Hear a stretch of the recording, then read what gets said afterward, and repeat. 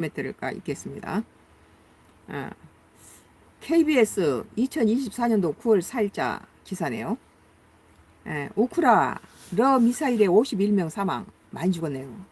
미 장거리 미사일 공급할 듯. 지금까지 젤렌스키가 막 바이든한테 그 미국이 준 장거리 미사일 좀 쏘게 해달라고 막 졸라댔죠. 미국이 이제 허락할지. 근데 허락할 가능성이 높죠. 러시아군의 미사일이 우크라이나 동부 군시설 강태에서 300명이 넘는 사상자가 발생했다. 우크라이나는 러시아에 대응하려면 장거리 무기가 필요하다고 주장해 왔는데 미국이 장거리 미사일을 공급할 가능성이 있다는 보도가 나와 주목됩니다. 이제 이렇게 많은 사상 300명이 넘는 사상자 중에 51명이 죽었다는 거예요. 나머지는 이제 부상자들이고. 그래 이제 러시아가 그 확전될까 봐서 전쟁을 부추기는 그런 것이 안 되기 위해서 군사 무기를 줬지만은 그것을 허락받고 쏴라 그렇게 지금 돼 있는 상태에서 젤렌스키는 자꾸 급하다 이거. 오기 전에 러시아 깊숙이 크렘린궁이라든지 거기에 있는 군시설 타격하겠다 이제 이런 거죠. 건물 한가운데가 뻥 뚫렸습니다. 또 다른 건물은 거의 뼈대만 남았습니다.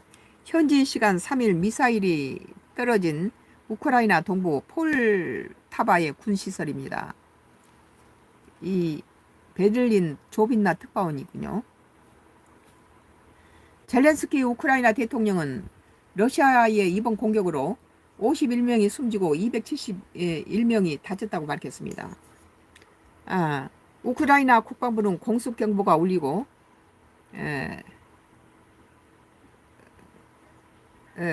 미사일이 떨어지기까지 시간이 짧아 피해가 컸다고 밝혔습니다. 도망칠 시간이 없었다는 거예요. 바로 공수 버리고 바로 터졌다는 거죠. 에브게니아 치르바 폴타바 주민은 너무 큰 소리가 나서 지금도 소름이 돋아요. 발코니 창문, 복도 창문이 완전히 깨졌어요.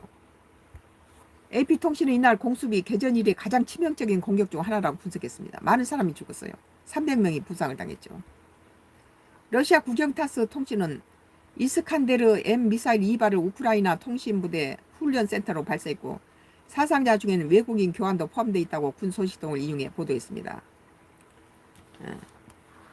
우크라이나가 러시아의 미사일 공격에 대응해 장거리 무기 사용의 필요성을 거듭 제기하는 가운데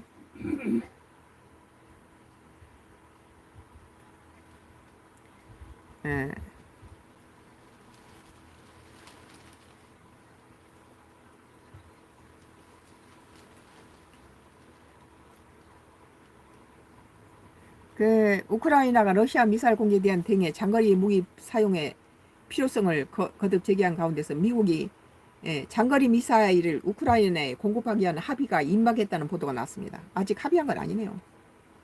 로이터 통신은 미국이 장거리 공대지 미사일인 제즙을 우크라이나로 이전하는 것에 거의 합의했지만 최종 결정은 내려지지 않았다고 소식통은 인용해 보도했습니다. 이에 대해 미 국방부 대변인은 논평을 거부했습니다. 나의 정치 코멘트는 이번 러시아의 우크라 군기지 미사일 공격은 그동안에 우크라이나에서 제공한 장거리 미사일 발사를 허용하지 않고 있던 미국에 허용하는 결단을 내릴 기회를 러시아가 제공했다고 봅니다. 확전을 원하지 않은 미국에서는 우크라이나에게 이런 장거리 미사일을 주고도 그것을 함부로 쓰지 못하게 러시아 깊숙이 내부를 공격하는 걸 허용하지 않았죠. 근데 지금 이렇게 많은 인명이 살상되고 이렇게 공격을 당하는 입장에서 러시아가 우크라이나 군사시설 강타로 300명의 사상자가 발생하여 너무 큰 인명 피해를 가져왔고 51명의 생명을 앗아갔으며 또 271명이 다쳤습니다. 미국이 장거리 미사일을 우크라이나에게 공급하는 합의가 이루어질 가능성이 많아졌어요. 러시아 이번 공격으로 인해서 미국은 더 이상 젤렌스키한테 중거리 미사일 그 사용을 금지할 방법이 없죠. 지금 이런 상태에서는. 아직 최종 결정을 내리지 않았지만 현재 우크라이나에 더 이상 희생을 방치하면 안 되는 상황이기 때문에 미국은 장거리 미사일 공격을 허용해야 할 것 같습니다. 개인적으로 볼 때. 젤렌스키가 만약에 트럼프가 미국 대통령이 됐을 경우는 지금 바이든처럼 우크라이나하고 트럼프가 대통령이 당선될 경우도 무시 못하는 게 미국이 우리가 그때 힐러리가 더 좋은 점수가 많았지만 우리나라처럼 이렇게 투표 지지자의 숫자로 이렇게 계산하는 게 아니라 거기는 또 다른 복잡하더라고요. 지지자 숫자로는 대통령이 될 수 있었는데 다른 또 시스템 때문에 숫자로는 힐러리가 이겨놓고도 그 트럼프한테 트럼프가 승리를 했잖아요. 이런 걸 볼 때 트럼프가 당선되지 않는다는 보장이 없어요.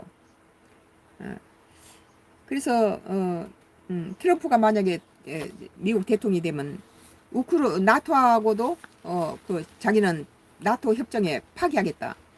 그 파기한 목적이 뭐겠어요? 바로 우크라이나에게 미국 돈 들어가는 거 싫다 이거죠. 나토에 가입이 자기는 취소하겠다. 그리고 이제 젤렌스키한테 굉장히 불리해요.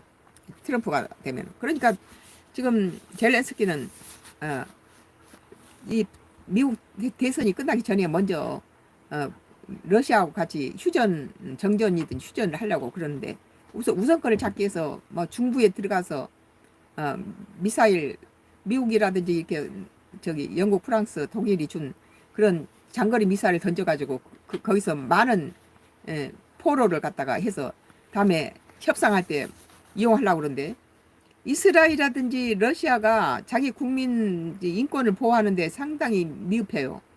그러니까 죽든 말든 하고 자기 할 짓 다 하잖아요. 이스라엘도. 근데 러시아도 그래요. 자국 국민 총도 안 줘서 전쟁터에 내보내고 뭐 빵도 보내지 않고 이런 상태인데 배고프다고 탱크에 탄알도 없으니까 그냥 버려버리고 저 손들고 소련 러시아군이 우크라이나 주민들한테 손들고 자기 배고프니까 빵 달라고 그랬잖아요. 그런 걸 볼 때 우크라이나는 트럼프가 당선되기 전에 빨리 러시아하고 협상을 해야 된다고 봐요. 좀 트럼프가 당선되면 다시 중단시킨다고 하면은 지금 트럼프가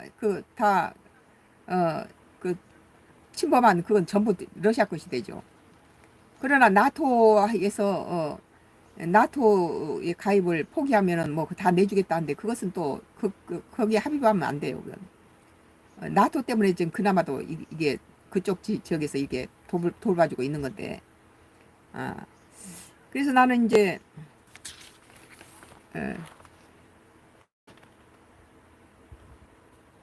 오늘 이제 KBS 2024년도 9월 4일자 기사인데요. 러 미사일의 51명 사망, 미 장거리 미사일 공급 할등에 대해서 나의 정치적 코멘트를 했습니다. 잠시 후에 계속해서 나의 선가크루스의 정치 코멘트가 계속해서 있습니다. 앞으로도 선가크루스의 정치 코멘트가 계속 2개가 더 남아있네요. 잠시 후에 뵙겠습니다.